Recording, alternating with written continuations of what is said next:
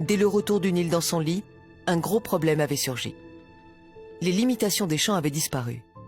Il fallait alors retracer les limites des champs de chaque paysan et commencer à semer au plus vite. Et il fallait les retracer correctement pour éviter les disputes. Ainsi, les Égyptiens commencèrent à tracer des lignes droites, des rectangles, des carrés, des diagonales, des cercles et des triangles avec des fils et des bâtons. Tout était noté sur des papyrus. Ce fut le début de la géométrie. Ils comprirent un fonctionnement fondamental de la nature.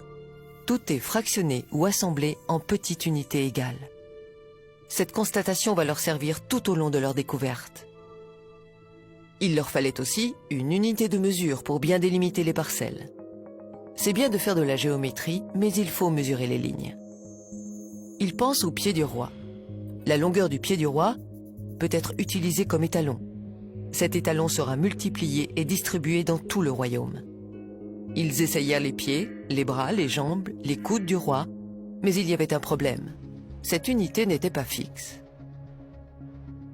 Le problème était réglé pendant son règne, mais tous les rois n'avaient pas la même taille.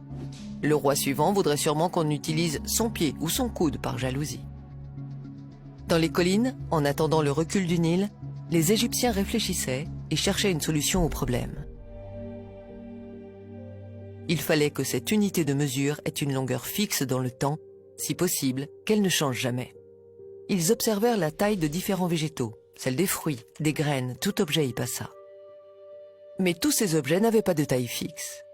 Par exemple, si on arrosait bien une graine, l'année suivante, sa taille changeait. Et sur des longues distances, la différence devenait vite importante. Tout d'un coup, ils ont eu l'idée de mesurer l'eau. Oui, l'eau douce du Nil. Ils mesurèrent une goutte et ensuite une autre. Elles avaient toutes la même taille. Du bas Nil jusqu'au haut Nil, les gouttes avaient la même taille. Ils remarquèrent que la taille de la goutte d'eau ne changeait pas année après année. C'est génial. Les Égyptiens ont trouvé l'unité unique. Le diamètre de la goutte d'eau sur une surface imperméable, comme du granit ou de l'alabastre, est constant. Il mesure 1 centimètre. Aujourd'hui, une vidéo incroyable dans laquelle vous allez plonger au cœur de la première étape du projet Serapeum. Oula.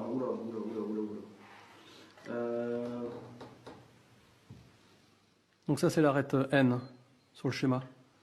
Est-ce que les Égyptiens connaissaient le mètre ou pas? J'en sais rien. En plus t'as vérifié la mesure, hein, tu l'as mesuré 2 fois. Je double toutes les mesures à chaque fois. Ouais, ok. Donc là, on est 1 mètre. 1,000 mètre.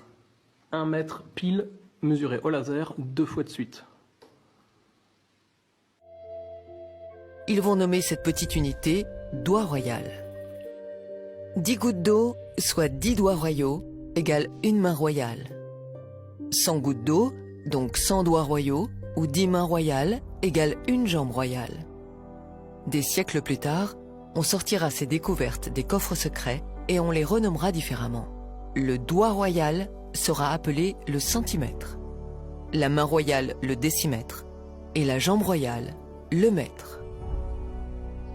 On les présentera comme des découvertes récentes et on se les appropriera made in France. Le diamètre de la goutte d'eau douce mesure ce qu'on appelle aujourd'hui 1 centimètre. L'eau est une constante universelle. La taille de la goutte d'eau douce ne changera jamais pendant des milliers et des millions d'années. Oui, l'unité universelle, le mètre, n'a pas été inventée en 1780, mais elle fut découverte par les Égyptiens il y a des millénaires. Le mètre est une unité universelle parce qu'elle est mesurée sur l'eau. L'eau est la seule matière qui soit stable. Tous les autres matériaux ou objets sont difficiles à mesurer ou alors ils varient dans le temps. L'architecture de l'univers entier est construite sur cette unité.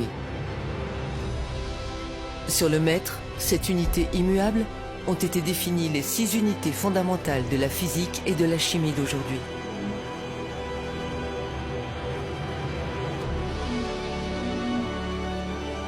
L'ampère, le Celsius, la mole, la candela, la seconde et le kilogramme. Donc, tout.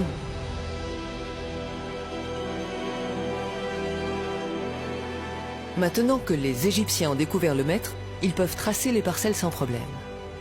Avec le mètre, ils vont tout mesurer et tout noter.